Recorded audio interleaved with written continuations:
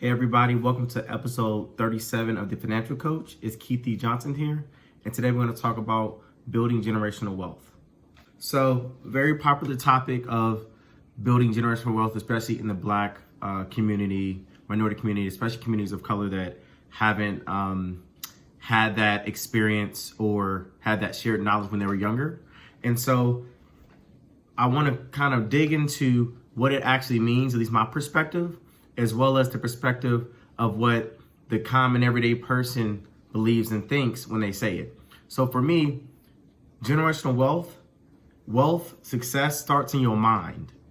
It doesn't start with having 50,000 real estate properties or a small business to pass on to people.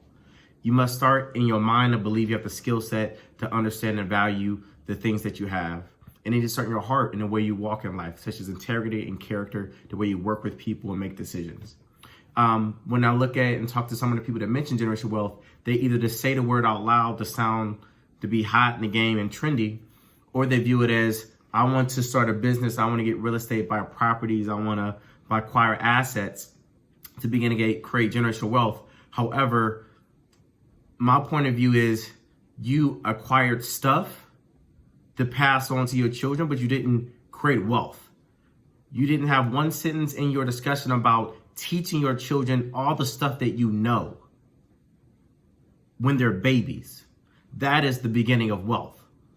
Not your first 2 properties, not your first million. That's stuff. Because if you give all your stuff or assets or investments to your children after you're gone, but they don't understand what it is, they don't value it, they don't respect it, they don't respect how hard you work to earn it, they will lose it. And then you ain't build or create nothing. You had stuff that you gave on to somebody else and they all lost it. So keep in mind that generational wealth starts in the mind, it starts in the heart, it starts in the way that you walk and how you learn. And so when it comes to creating generational wealth, at least for me, when it comes to my children someday, it's educating them on the things that I know about financial literacy and business when they're babies. It's having them sit at the dining room table and me talking about my stocks and investments and what went up, what went down. It's me talking about friends that are lawyers and doctors and real estate experts.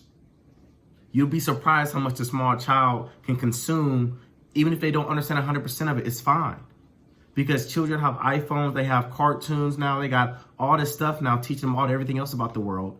It's okay to let a child be in an environment where you're talking about either simple things or complex business or personal finance things that could go over their head. But if 10%, 5% of that stuff sticks with them, and you talking about it in the household every day, every week, every year, by the time that they're 18, they gonna know what you know.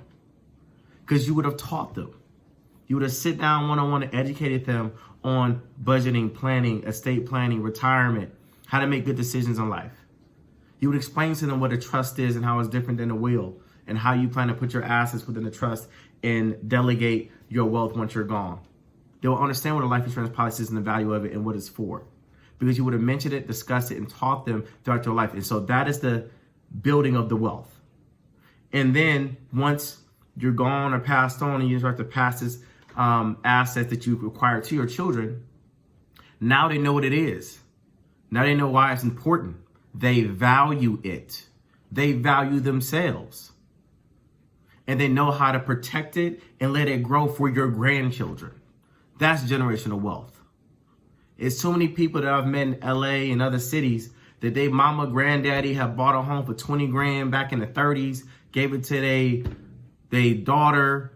The daughter kind of broke and moved in. The home was worth 800 grand, but they sold it for 200 grand because they wanted some money fast. Those parents rolling over their grave.